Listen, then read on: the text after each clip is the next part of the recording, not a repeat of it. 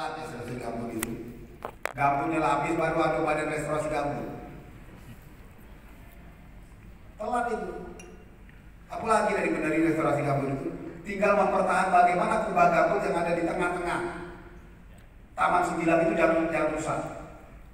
Kalau itu sampai rusak, Palembang nggak bisa dihuni.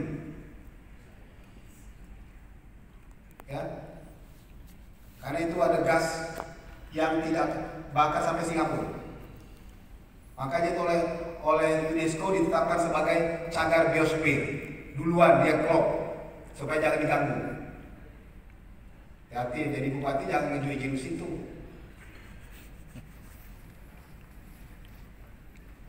Itu gas yang sangat berbahaya di situ. Cagar biosfer di situ. Makanya ada area utama, ada area penyangga, ada buffer zone, ada area penyangga di sekitar itu. Ini masuk di sini. Di sini masuk. Kenapa saya katakan masuk? Karena di sekitar area penyangga itu banyak orang berkebun sawit.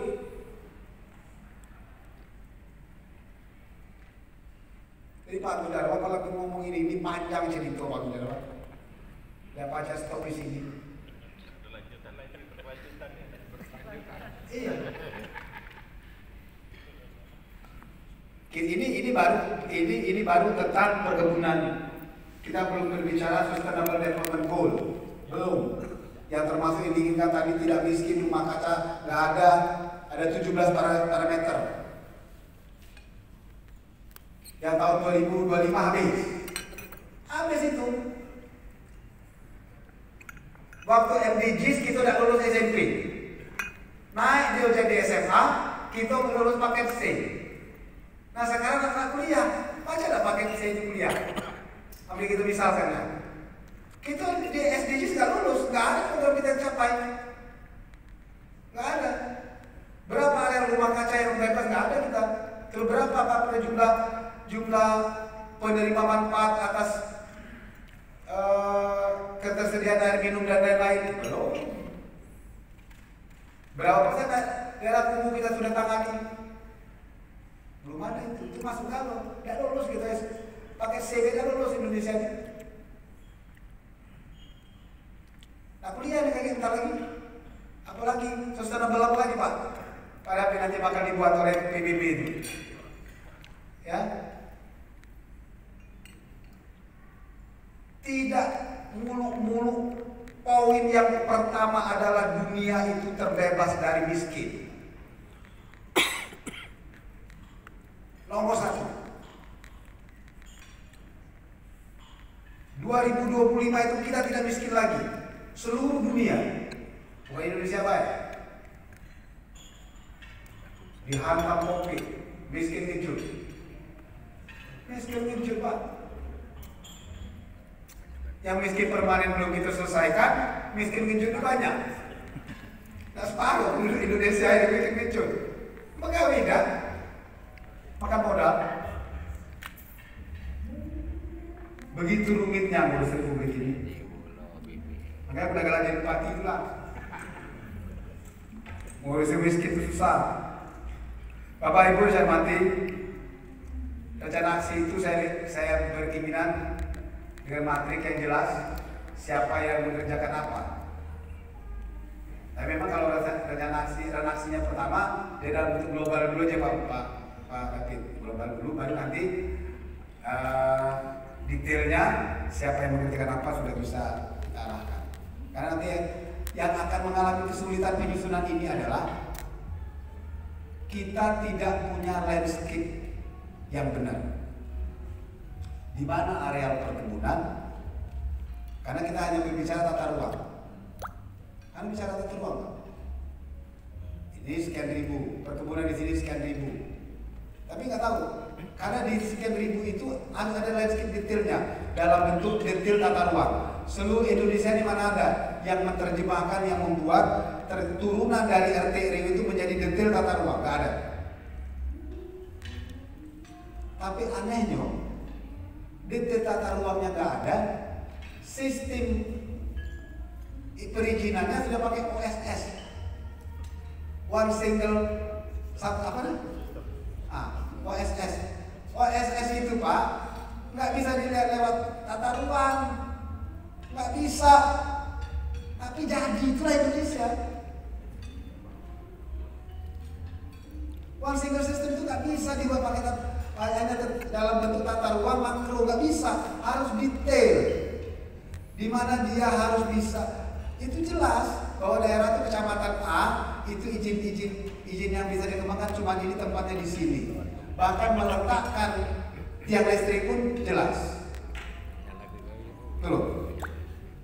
Ini enggak. Tapi jadi hebat Indonesia di situ lah. Apa yang selesai di Indonesia? Jadi hanya berapa persen dari seluruh Indonesia ini kabupaten kotanya yang memiliki rencana detail tata ruang. Itu pun warisan dan disempurnakan dari Belanda. Surabaya, Malang, sedikit, nggak banyak. Bandung, itu pun langsung Semeraut. Yang lain nggak ada. Bapak Ibu yang saya hormati, mau tidak mau, suka tidak suka, sawit adalah komunitas yang sudah membudaya di masyarakat. Ada persoalan yang berada yang harus di tengah, di tengah. Yang pertama adalah berapa sih usia sawit kita sekarang? Tunggu. Berapa usia sawit kita sekarang? Yang mayoritas di masyarakat itu berapa usianya? Karena kita tidak akan membiarkan mereka sengsara seumur hidup. Betul? Artinya, yang kita perbaiki itu adalah mutu bibit. Dulu lagi marak-maraknya orang tanam sawit, itu namanya bibit oplosan nyebar kemana-mana. Dan masyarakat itu menderita selama 25 tahun. Ada 5 varian buah sawit, yang 3 nggak laku, yang 2 di atas itu yang dibeli orang. Perbaiki, itu jadi program. Jadi replanting dilihat, replanting berapa, minimal pemerintah itu masuk pada penjaminan, bukan berarti yang dibeli kalau bagus, bukan pengadaan. Minimal kita menjamin, kita memberikan kepada mereka agen-agen yang kita siapkan, agen-agen penjual bibit sawit yang bersertifikat baik, ya kan? Bersertifikat baik, sehingga nanti masyarakat bisa menikmati kebun sawit itu lebih dari 25 tahun, bisa 35 maksimal dia. Kalau 25 tahun itu dalam pendek itu kan banyaklah apa namanya cabang gugur, ya, cabang gugur yang masuk ke libek, kebudi. Itu kan orang kebutuhan banyak. Bibit sawitnya cuma 10.000, yang orang minta 100.000. Oplos saja itu, jadi dia. Kalau itu sudah bagus, itu termasuk dalam program sawit berkelanjutannya. Agar pembangunan perkebunan di Sumatera Selatan lebih terintegrasi dan lebih bisa dinikmati oleh masyarakat. Yang kedua, bagaimana kebun sawit itu menjadi PAD dari desa. Bapak kalau jalan ke desa, itu jalan desa itu berkilo-kilo, baik jalan poros maupun jalan desa yang berkilo-kilo. Ada sistem tumpang di depan rumahnya, bisa ditanamkan 5 atau 6 pokok yang ditanam oleh melalui dana desa. Itu ditanam, nanti hasilnya sekian persen masuk ke yang punya tanah di depannya, sekian persen masuk jadi PAD desa. Bisa. Itu di depan jalan poros. Dia berfungsi sebagai jalan sebagai penghijauan. Bisa jadi. Kalau dia komunitasnya karet, ya karet. Kalau komunitasnya sawit, ya sawit. Dan itu bisa dijadikan uang oleh masyarakat, apa namanya, pemerintah desa setempat. Tapi kadang-kadang pemerintah desa ini dia tidak cepat jadi. Begitu beli tenda, habis itu beli lagi dia apa namanya, catering.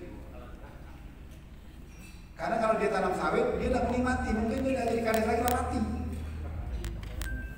Nah, cara berpikir ini yang harus dirubah bahwa kita itu yang hidup sekarang, kita yang ada di ruangan ini bukan untuk menikmati program pembangunan saat ini, tapi kita merencanakan pembangunan untuk anak cucu kita.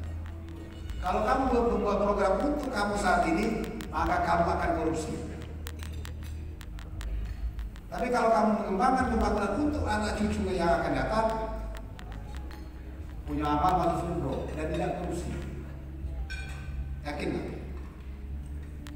Karena kita hidup sekarang ini akan mewariskan, kita sebelumnya menerima warisan dari nenek moyang kita, dan kita harus bisa mewariskan untuk anak cucu kita juga.